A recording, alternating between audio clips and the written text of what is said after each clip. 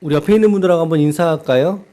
처음 믿음 끝까지 갑시다. 한번 인사합시다. 시작. 네, 네, 네, 네. 처음 믿음 끝까지. 자, 오늘 본문의 말씀을 통해서 처음 믿음 끝까지 갑시다. 라고 하는 제목으로 주신 말씀 나누도록 하겠습니다. 오늘 아브라함의 모습을 이렇게 보니까 좀 어떠세요? 뿌듯하십니까? 아브라함 보시니까? 상당히 실망스럽죠. 상당히 실망스럽고 우째 이런 사람이 영적인 이스라엘의 자녀들인 우리의 믿음, 나의 믿음의 조상이 이런 사람인가? 라고 하는 질문이 들 정도로 상당히 의구심을 갖게 하는 대목이 아닐 수 없습니다.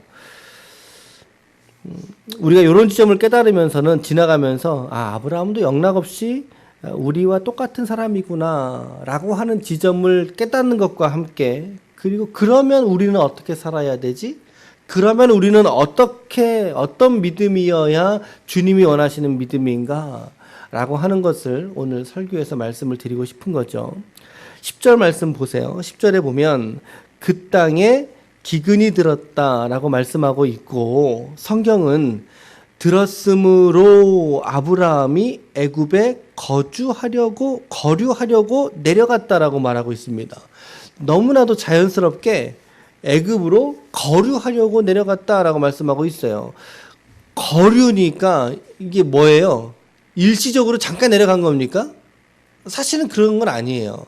잠깐 이 기근만 피했다가 오지라고 내려간 게 아니라 일정 기간 거기에 좀 눌러 살려고, 그러려고 내려간 것으로 보여요. 제가 묵상한 바는 이스라엘은 땅에 비가 적절히 내리면요 너무나 좋은 땅입니다. 그래서 이제 모세가 12 정탐꾼들을 보낼 때 뭐라 그랬어요? 그 땅이 너무나 좋은 땅이라고 이제 소문을 냈잖아요. 그런데 또 재밌는 것은 그 땅은요 비가 오지 않으면 거의 뭐 사막 같은 기후가 바로 돼버리는 거죠. 사막이 돼버리는 그런 기후를 가지고 있다고 하죠. 그러니까 가나안에 만약에 기근이라도 들면, 비가 안 와서 기근이 들면 그 땅에 살던 사람들은요 고고학적으로 애굽으로 자연스럽게 피난을 갔다 그래요. 바로 지근에 애굽이 있기 때문에.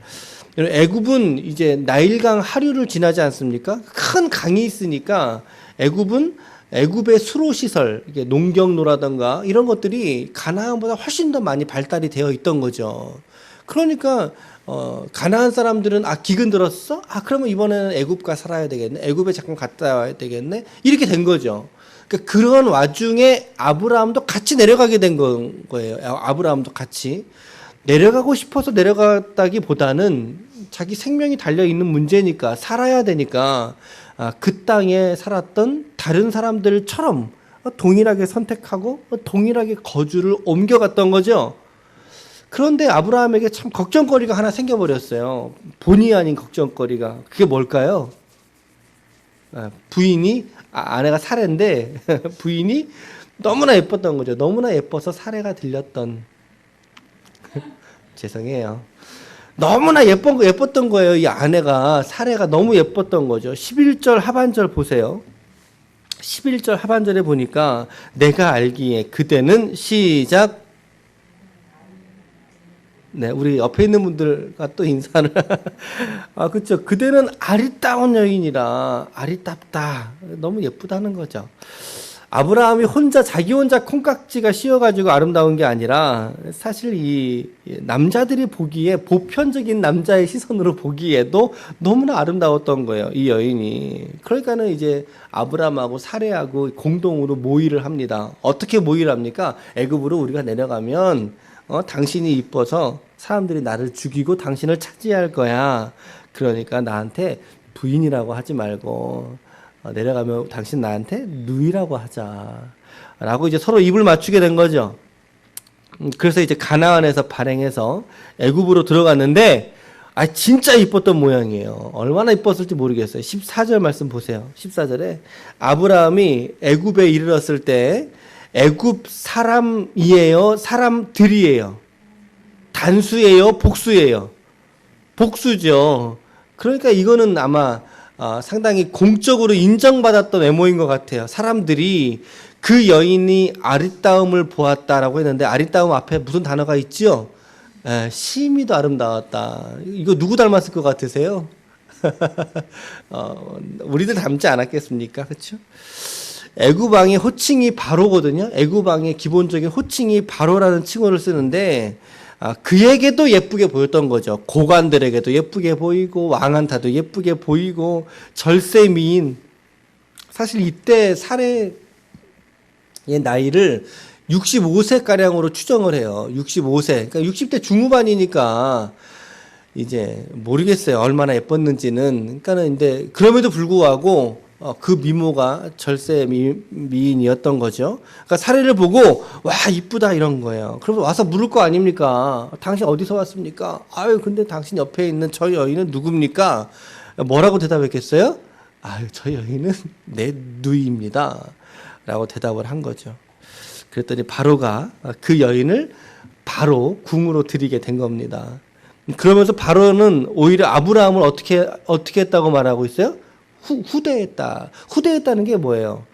좋게 여겼다는 거죠. 아주 잘 대접했다는 거예요. 그러면서 뭘 주죠? 양하고 소하고 암수 나귀하고 낙타를 얻었는데 여기 한 가지 빠졌죠. 제가 지금 한 가지 빼고 말했죠. 뭘 얻었죠? 더 추가로? 노비. 보세요. 양하고 소하고 노비하고 암수 나귀하고 낙타까지 다 주잖아요.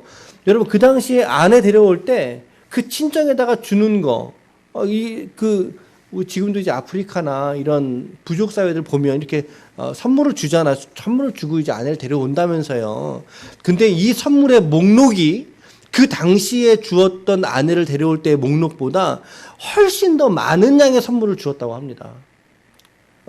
그만큼 지금 아브라함에게 후대하고 그만큼 또 사례가 이뻤다고 지금 판단을 했던 거죠. 더 많은 재물들을 받으면서 이제 사례를 이제 왕한테 이렇게 건네게 된 겁니다. 그랬더니 하나님이 이 일로 인해서 아브라함의 아내 사례의 일로 바로와 그 집안에 큰 재앙을 내리셨다. 어떤 재앙인지 성경은 말하고 있지는 않아요. 그러니까 우리는 모른다가 정답이에요. 너무 모르는 거를 이건 도대체 무슨 재앙일까? 이렇게 가지 말자고 말씀드렸죠. 성경에 있는 텍스트, 관찰한 내용을 우리는 1차적으로 있는 그대로 받고 믿자 말씀드렸습니다.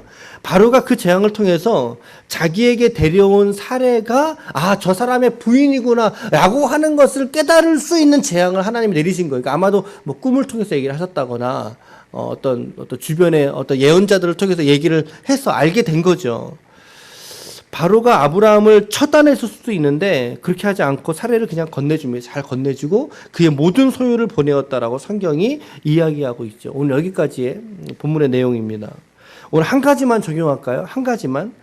오늘 제목을 뭐라고 말씀드렸어요? 처음 믿음, 끝까지 갑시다 말씀드렸습니다. 오늘 본문의 적용점은 이겁니다. 초지일관의 믿음이야말로 가장 완전한 믿음이다. 가장 온전한 믿음이다. 물론 믿음이라는 것은 점점 성숙해지고 점점 좋아지는 게 당연한 것이지만 그러나 초지일관. 그렇죠? 아브라함에게 어제 우리가 봤던 장면 여러분 기억하십니까? 얼마나 존경할 만합니까? 아브라함의 믿음이 아버지가 살아계신 생전에 그 아버지를 두고서 75세라고 하는 적지 않은 나이임에도 불구하고 그 아버지의 그늘을 떠났고 그의 모든 사회적 관계를 다 버리고 그리고 그의 고향이라고 여겼던 터전까지 툴툴 털면서 말이죠. 하나님의 약속하신 그 한마디 믿고 떠났단 말이에요. 그 한마디가 어떤 말씀이죠? 12장 2절 말씀 같이 읽어볼게요. 12장 2절 시작. 내가 너로 큰 민족을 이루고 내게 복을 주어 내 이름을 창대하게 하리니 너는 복이 될지라. 이 한마디 하나님의 말씀에 아브라함이 올통 사로잡혀가지고 말이죠. 이 말씀을 듣자마자 떠났단 말이에요. 정말 믿음의 사람이라는 칭송을 받기에 전혀 부족함이 없는 아브라함의 모습일 수 있습니다. 맞습니다. 맞아요. 그래서 가나안이라고 하는 땅에 도착하게 되자 7절 말씀에 12장 7절 말씀에 여러분 보세요. 여호와께서 아브라함에게 나타나 이르시되 내가 이 땅을 내 자손에게 뭐 어떻게 주리라. 이 땅을 내 자손에게 주리라. 이런 약속을 아브라함이 받았단 말이에요. 아브라함이. 그래서 예배도 드리고 나름대로 정착하던 생활 중에 그 땅에 기근이 생기게 되니까 그 땅에 곤란함, 어려움, 궁핍, 고난 생기게 되니까 어떻게 돼요? 다른 사람들하고 똑같이 행동합니다. 가나안 떠나버리지 않습니까? 가나안을 박차고 또 떠나지 않습니까? 여러분 다른 사람들은 그럴 수 있어요. 가나안에 살고 있던 사람들은 어느 족속이라 그랬죠? 함의 자손의 족속이겠죠. 함의 자손인 가나안의 자식들이 기본적인 틀을 잡고 있었을 거란 말이죠. 여러분 그 사람들은 그럴 수 있다고요. 하거나 말거나 그럴 수 있어요. 어쩌면 그래야 됐어요. 근데 아브라함에게만큼은 그 땅은 아주 특별한 땅이지 않습니까? 아주 특별한 땅. 하나님의 약속이 머물렀던 땅이고 자신의 모든 것을 걸고 내려와서 정착했던 제사를 드리고 하나님을 찾았던 곳이 약속의 땅 가나안이었는데 여지없이 오늘 아브라함이 그 땅에 기근이 들게 되자 아브라함도 그 땅을 버리더라는 거죠. 그 땅을 떠나더라는 거죠. 어떻게 이럴 수 있을까요? 우리는 아브라함을 묵상하면서 야 아브라함이 이거 어떻게 이럴 수 있냐 이러면서 우리가 물을지도 모르겠습니다. 하지만 우리는 이런 것들을 깨달아야죠. 아브라함도 이럴 수 있구나. 아브라함도 이럴 수 있구나 라고 하는 것이죠. 여러분 우리가 아브라함을 타박하기 전에 정죄하기 전에 우리의 모습을 돌이켜 본다면 우리는 아브라함보다 훨씬 더 많은 일상의 순간들, 우리가 삶을 살아가는 훨씬 더 많은 사건들, 우리 그 속에서 하나님의 약속을 믿고 살아간다 하면서도 붙잡고 살아간다 할지라도 우리는 더 많은 시간, 더 많은 장소, 더 많은 사건에서 우리 약속의 말씀을 저버리는, 약속의 말씀을 붙들고 살아가지 못했던 이러한 우리의 모습을 우리가 발견할 수 있다는 것이죠. 그렇죠? 이것을 선택하지 못하고 하나님의 말씀 선택하지 못하고 상식을 선택하거나 아니면 내 경험이나 의지 혹은 친구들, 사람들의 조언에 의지한다거나 그러니까는 믿음과는 별개인 거죠. 하나님의 믿음은 너 그 자리 지켜 이건데 주변의 사람들은 너 힘들잖아. 너 그 자리 나와야지. 나랑 같이 가자. 너 돈 없잖아. 나랑 같이 이 길로 가지 않을래? 믿음과는 상관없는 세상적인 가치들을 가지고 우리의 삶을 우리가 평가하려 든 적이 얼마나 많았느냐는 거예요, 여러분. 안 그렇습니까? 우리의 삶을 평가하고 우리의 삶에 믿음을 선택하지 못했던 일들이 너무나 많이 있지 않았는가. 이것이 과연 예수 믿는 사람들, 우리는 예수 믿는 사람들이지 않습니까? 예수 믿는 사람들로서의 삶이 바로 이런 삶이야 라고 우리가 당당하게 말하기가 어려울 수 있다는 거죠. 어려움이 참 많았다라는 거죠. 아브라함을 차치하고서라도 오늘 우리에게, 오늘의 나에게 아브라함과 같은 신앙의 결단, 우리가 어제 보았던 그 결단도 있어야 하겠지만 그러나 오히려 아브라함의 이 초기 사건들을 생각해 보면서 믿음이라는 것은 시종일관이 똑같은 믿음이어야 되겠구나. 시종일관의 믿음, 처음과 끝이 항상 똑같은, 이걸 이제 한자로 여일하다 이러잖아요. 시종이 여일한 이러한 믿음의 모습이 바로 우리 신자들의 모습이어야 되겠다. 우리들의 신앙의 모습이어야 되겠다라고 하는 것을 우리는 깨닫게 된다는 것입니다. 오늘 여러분들은 어떤 지점에서 타협을 하십니까? 오늘 여러분들은 어떤 지점에서 특별히 넘어지십니까? 여러분들의 기근은 무엇입니까? 저는 다 모르지만 오늘 말씀은 우리에게 지금 묻고 있는 거예요. 오늘 너의 기근은 무엇이니? 그 기근을 피해서 너는 어디로 가야 되겠니? 라고 성경이 오늘 우리에게 묻고 있지 않습니까, 여러분? 여러분들의 기근은 무엇이십니까? 무엇이십니까? 돈 문제? 혹은 육신의 어떤 피곤함, 병든 문제, 사회적 관계의 고립에 관한 문제들, 내 자식의 문제들, 우리에게도 기근들은 찾아올 수 있어요. 그러나 우리는 그 기근이 찾아올 때 세상 사람들과 분명히 다른 결단과 다른 행동을 할 수 있기를 축복합니다. 믿음의 행위를 선택할 수 있기를 축복합니다. 우리가 너무나 우리 어떤 육신의 일들 때문에 우리가 타협하고 있지 않습니까? 말씀을 보고 묵상하고 말씀을 읽고 관찰하고 묵상하고 생각하고 하나님의 뜻을 깨닫고 하는 그 즐거움보다 우리 어느새 세상에서 보여주는 즉흥적이고 TV 모니터, 영화, 다윗은 하나님의 말씀이 꿀보다 더 달다고 말씀을 했죠. 근데 우리에게는 어느새 이 말씀 읽기에 성경 읽기에 즐거움을 잃어버린 채 우리가 살고 있는 것은 아닌가라고 하는 생각도 들게 됩니다. 이런 것뿐만 아니죠.